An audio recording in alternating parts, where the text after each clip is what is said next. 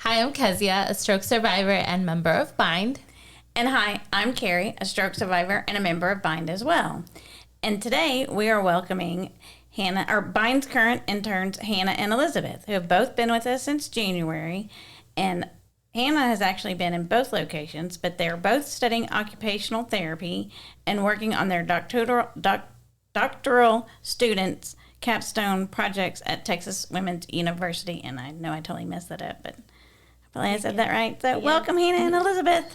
Hi, we're so happy to be here. Yeah, I'm super excited. We are too, to be interviewing you.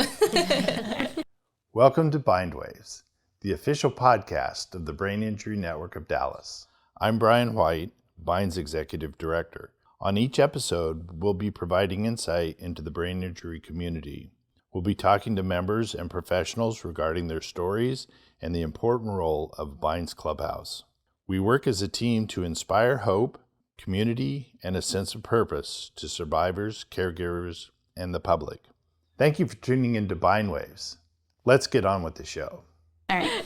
So since we have both of you, this one will go Elizabeth first, and then Hannah, and then the rest just kind of y'all can just take turns. But so Elizabeth, tell us a little bit about yourself. Okay, well, I'm 26. I have been living in Texas for most of my life.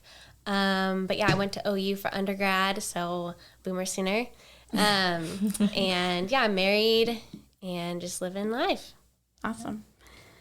Yeah, I am Hannah. I am 24. I just got engaged last year. Oh, fun. Exciting. I love it. I have a dog, and then I did my undergrad at TWU. So I've been a TWU alum for a long time. So yeah. Cool. Oh, that's exciting. So I know that you both are working on your degrees, and I know that you mentioned your undergrad and again now your master's. How long has that been taking? So undergrad was 4 years, and then it actually is a doctorate program that we started. And so that is 3 years total. But I took a year off in between those, so it's been a while. It's been a long time coming. Yes, that is so true. You did mention to me that now it's a doctoral degree, so that's pretty cool. Mm-hmm. That is super cool. So as personally, what made you guys choose occupational therapy as your degrees and your focus? Yeah, so I have 2 cousins with Down syndrome, and so I kind of got to see how OT helped them from a young age. And when I went to observe, I realized that I actually really love the adult population, and I specifically loved working with people with stroke. I took neuro classes, found out I love everything about the brain, and that's kind of how I fell in love with OT. Yeah.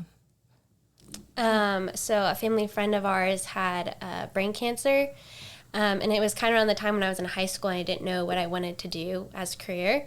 And so I went with her to one of her therapy sessions, and that's the first time I saw OT, ever heard of OT, and I fell in love with it, just how holistic it is, how it really helps just at all the different stages of recovery. So I really fell in love with it then and knew since high school that I wanted to pursue that career in occupational therapy. So that's really great that y'all found that at a young age and continued with it and stuck with it. And we love our OTs. Couldn't do them without you. Yeah. And I tease everyone, Hannah, because they say, well, I started thinking about with kids, and then I met stroke survivors and brain injury adults, and I love working with them. You know, we're still just little children after we have our brain injury, basically. But so what's the plan after the internship is over and you have that wonderful doctorate degree? What do you plan to do? Yeah, so it's not over yet. Right. We have to study for our boards next. Okay. And that's really just depending on how fast you study, how confident you are. And then once you take the boards exam, you can start really looking for jobs. So that's how I'm going to do it. I know some people do it differently, but I'm going to study for the boards and then figure that out. And figure it out as I go. Yeah, that's good. I think I'm going to look at jobs while I'm studying. I've already kind of put in some feelers out there to stuff I'm interested in because I know there's always a need for OT. So I think once I finish this, kind of looking into what's out there, what's open while I'm studying for the boards too. So yeah.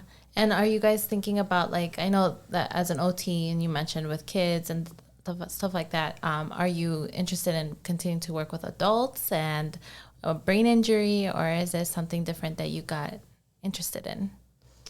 For me, it's definitely adults. I've known that since going in. I just prefer working with adults more than children. And so I definitely am interested in the neuro population. That's kind of why I wanted to do my capstone here, is to have more experience in that area. But I had a rotation at a day neuro, and I loved it. So I really enjoy working with this population for sure. Oh, cool. You did mention that before, that you were doing in rehabilitation centers and like being like right in the first time of recovery, like right after being in a hospital. So it's really interesting. Yeah.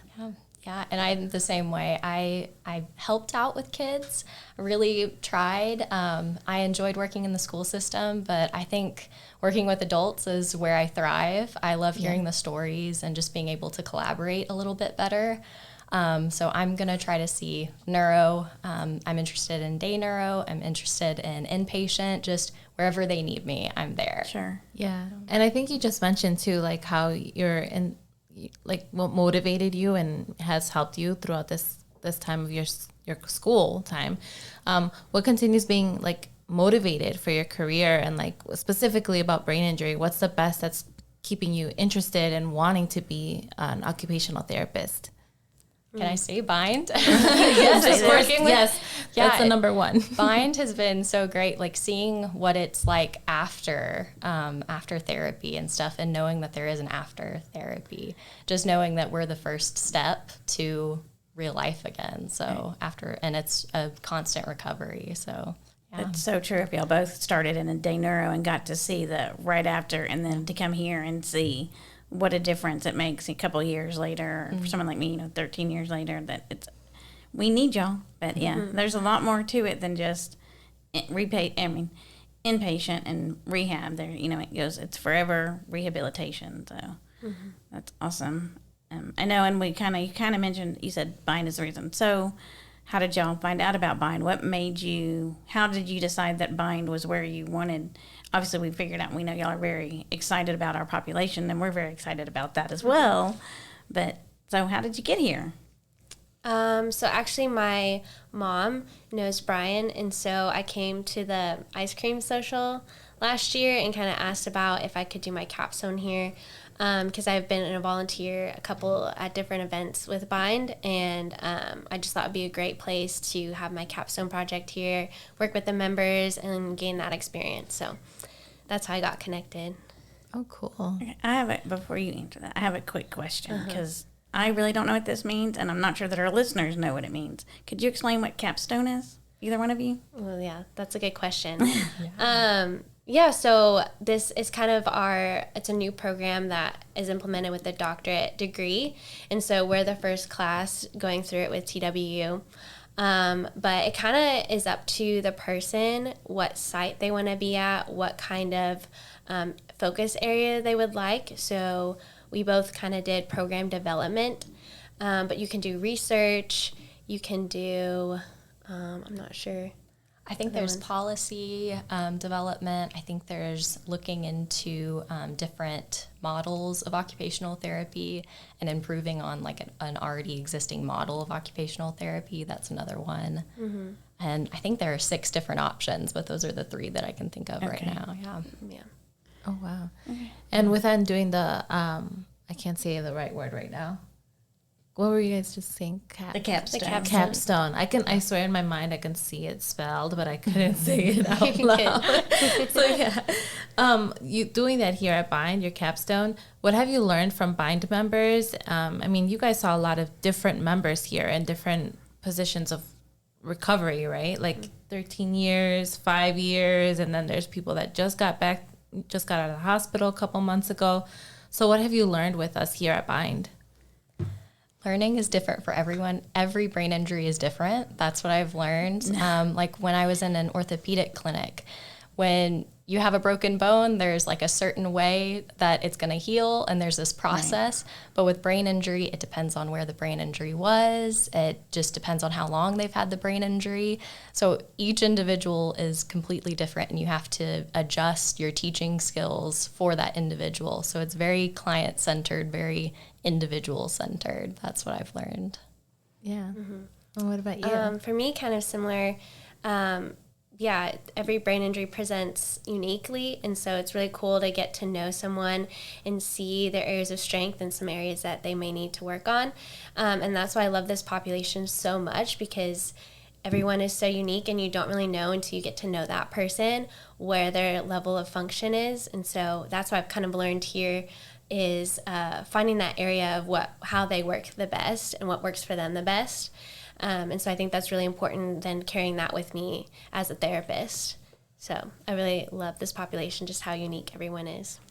Yeah, I can see that. Especially, I was doing a presentation to other occupational therapists about my experience. And as I was saying it out loud, I just remember, oh my God, I've had occupational therapists through my whole recovery, but every single time I had a new one, totally different. I went from folding clothes to giving presentations to like 100 people, right? So it was just so different. So I definitely can see that. Well, you can see that just right here. I mean, we both had a stroke. We're both on a different side of the body, and we're totally different. I mean, well, except for the fact that we're both loud and like to talk a lot. But talk a lot. now I can talk a lot. Right. So, yeah. So I'm going to have a question thinking about it now. She said, we've had OTs our whole time. Hopefully I'm not going to lose this thought if I do keep that. But real quick, I want to go ahead and tell our listeners to go ahead and click that like button, that share button, and continue listening. But so, I don't know if my original OTs were doctorates or just masters or OT. Does that change, depending on, if you're at de neuro, does that change how you are an occupational therapist? There really isn't a difference. I know for OTD, the real difference is that you're able to do more research. So there's more research opportunities if that's kind of the route that you want to go. I think also it's just having that extra experience in school. But really there's no difference between an OT with a master's and an OT with a doctorate. Okay. I just finally clicked. I was like, I think my original one was an OTD now that you say that. But yeah. Yeah. And how much, so both of you are here from Texas, right? Mm-hmm. Yes. Okay, cool. And how long have you guys been really involved? I know that you mentioned you have been part of a lot of other organizations and kind of really involved, but both of you guys have really been interested in becoming occupational therapists here. How has it been your whole life here? Been involved with other programs and other people other than Bind? Oh, that's a good question. That is a good question. Well, I was kind of thinking about your mom. I know you said mom knows Brian. Yes. So how does your mom know Brian? Yes. So my mom, with our family friend who had brain cancer, kind of got really involved with the brain injury just community in the area. Yeah. And so she helped bring the Head for the Cure 5K race to the North Texas area. I think it was in 2011, so I was pretty young. So I've been involved with that every year. They've had the 5K in May. So kind of with that, I've been around people with brain injuries who've been involved in that, and seeing our friend pass away with brain cancer and just go walking through that, and seeing my mom is also involved in a support group. So getting to also have experience with caregivers, which is really important. Mm-hmm. Caregivers are incredible for what they do in that. So that's kind of how I've been involved with the different areas, especially with the neuro population. So yeah. I think while being on the podcast, that's just a certain time I don't think would have been really involved in my life had I not had a stroke at a young age, because I never knew anything. I did know stuff, but stuff is stuff, right? I didn't really experience a lot of these things. And I feel even every day here on the podcast, I'm learning something new. And I just like for me, I had never known an occupational therapist before, like, or what the position was about. Same with speech therapy. Really, I only knew about physical therapists. So I think it's awesome that you guys had that experience beforehand and then just kind of knew about it and was attracted to that. What attracted you guys to your careers? So I think that's super cool, really cool. And I love everything that you've been doing here at Bind, which I think would be great to learn about as other followers. Like, what have you guys been doing here? It's super cool. I heard your presentation today. Yeah, so mine was focusing on computer skills. So I wanted to be able to focus on computer skills and being efficient and mostly just being confident. So I did a huge literature review about confidence and activities and brain injury. So that was what I wanted to focus on. I made how-to sheets where I broke down tasks. I have these how-to videos where they can follow along. And so that was mostly my project. And I had surveys on confidence levels. So yeah, it was. Yes, lots and lots of surveys. I'm just teasing. Just teasing. We have, as brain injury survivors, we always have lots of surveys to take. So we don't mind. Yeah. But yeah. And what was yours? Mine was looking at a focus on leisure activities, so kind of just looking at social participation and out in the community. And so it was looking at resources that can help members kind of help with the initiation and planning of events, just keeping organizational steps with visual cues, breaking down those tasks, just help them be able to plan activities that might seem daunting at first. That way it just helps them get out in the community, especially I know social events are pretty big here, out in the community and in the clubhouse. So just having them being involved with all those steps. Yeah.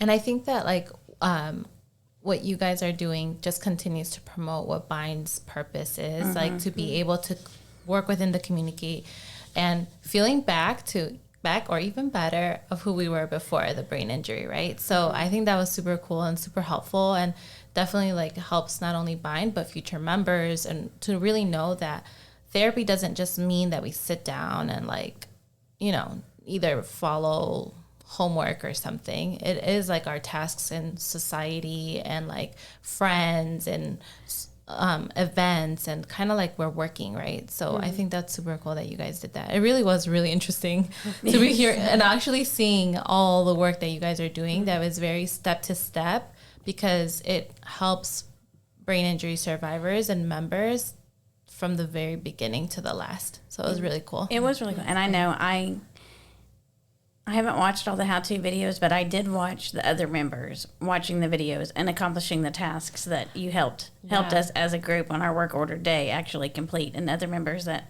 maybe weren't always that excited about going and getting on the computer or making that phone call or whatever it might be. But they would watch the video and they would work and they would ask questions. So I know we're very appreciative of that, because sometimes it does take a brain injured a little bit longer to get that confidence, and having those tools will be a big help, absolutely, to get us back to our regular work order day and just back out into society, which again is one of the main purposes and missions of Bind. So yeah, we love it. Yeah, that's true. And then with the time that you guys have been here, do you have any like that special, or what you have know now as a student and now as an oh my god, I can't say the word, it's with an I. Intern. Oh my! As an intern, this is me. Like I we really would be good like if we played categories together. Yeah, with Kezia, you play category all the time. But like as an intern and your education and all the time, and now so close to your career goals being reached, what do you give as a tip to upcoming, or like people that have just had a brain injury, or caregivers, or people that probably have no idea about brain injury? You know, what kind of advice would you give? Let's do it. We'll do two-part. What kind of advice would you give to someone that doesn't have any experience about brain injury on how to communicate or deal with someone that has a brain injury? Like, first time I'm meeting someone with a brain injury. Well, how do I treat you? What should I do? just treat them normally. Like, listen and respect everything. They will communicate with you what they want, and their respect is what they want. So that's something I've learned, and everyone around me, it's just listen to that individual. That individual has boundaries, and just like any other person. So just listen to those boundaries and respect that. Yes. I mean, yeah, she covered it, because I mean, they're still a person with, you know, rights, and they're no different than any of us. They just have a brain injury. And I think treating them like that, and just getting to know them and seeing, I mean, they'll, again, like she said, they'll tell you their needs, or, you know, what they need from you. And I think just respecting everyone where they're at. I mean, everyone has different stages of life and stages of recovery. So I think that's really important. And for the newly acquired brain injury, what's one piece of advice you'd like for our listeners out there that maybe are recently brain injured, or their caregivers, just to motivate and encourage? What would you, I don't know. That's a good question. I would say there are other people out there. Try to seek out others and get advice from other brain injury survivors. That's what I've found, is that community and knowing that you're not alone. Because I know a lot of times there's a lot of reports of isolation and feeling like they don't know what to do. And so reaching out to those communities and really getting other words from other people who have survived it really helps. That's from what I've observed. Yeah. Well, and we do tell all our therapists when we go out and speak to them, you know, y'all have all the book smarts. You know everything that you've been taught about a brain injured, but nobody gets a brain injured like a brain injured. That's true. Have any good advice, words of wisdom? I mean, she hit it on the head with that, because like you said, that therapy can help so much. And I think sometimes for people, especially in like having newly acquired brain injury, it can almost feel defeating sometimes in therapy, because therapists are looking at, okay, where's your deficit at? How can we then work with you to improve that, or just increase your level of independence? And I think sometimes if that's all you're getting, it can almost feel defeating. And I think that's where it's cool to have a community to show, like, no, I came from there, but, you know, progression is different for every person. And so I think that's where the community support really plays a big role of that, just getting that empathy and, you know, having that moral support. That's great. And so put you on the spot, but you know, it's really just Kezia and I. The others will hear this after you're gone. Anything you want to say to our members? Ooh, that's a good question. I know what all the members will say to you guys. We are going to miss you so much. Actually, what they're going to say is, you'll be back. You think that you're just an intern, but you'll be back. You'll be back. We're going to see you at some point. Oh my gosh. Yeah, I would just say thank you so much for accepting us and letting us work with you guys. And it's just been a pleasure. Every single day was entertaining and fun, and I would just go home with a smile on my face. So just thank you for accepting me and getting me more excited about neuro in my future. Yeah, I would also say a huge thank you. I mean, without them, we wouldn't have a project. We wouldn't have something to work on. We wouldn't have this experience. So it's been really fun and sweet getting to know all the members, and just the camaraderie between you guys. I agree with Hannah. I always left with a smile on my face and looked forward to coming the next day. So I'm really going to miss coming here every day. It's been a great 14 weeks for sure. Great. And we are so excited. We're going to miss y'all too. And we thank you for everything you've done. Like, with your presentations were wonderful, and we're excited to put it all to good use. Like I said, leave your phone number on the way out. But thank you again for joining us today on the podcast and letting our listeners know that, you know, it's not just brain injuries here that learn. We also help educate our future providers of tomorrow. Oh, yeah.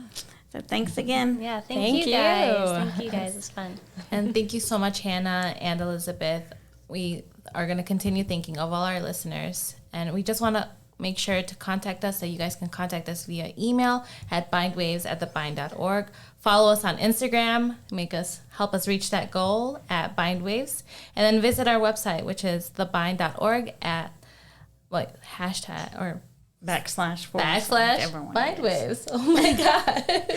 And don't forget to like, share, and subscribe. And if you're watching on YouTube, make sure you hit that notify so you can continue to get notified. Because I guess it's notify, not subscribe on YouTube, but y'all know that. So just keep listening to Bindwaves. And just make sure that you continue looking at us or searching for us every Thursday. You can find us for every new episode on all of your favorite platforms. So until next time. We hope you've enjoyed listening to Bind Waves and continue to support Bind and our nonprofit mission. We support brain injury survivors as they reconnect into the life, the community, and their workplace. And we couldn't do that without great listeners like you. We appreciate each and every one of you. Continue watching. Until next time. Until next time.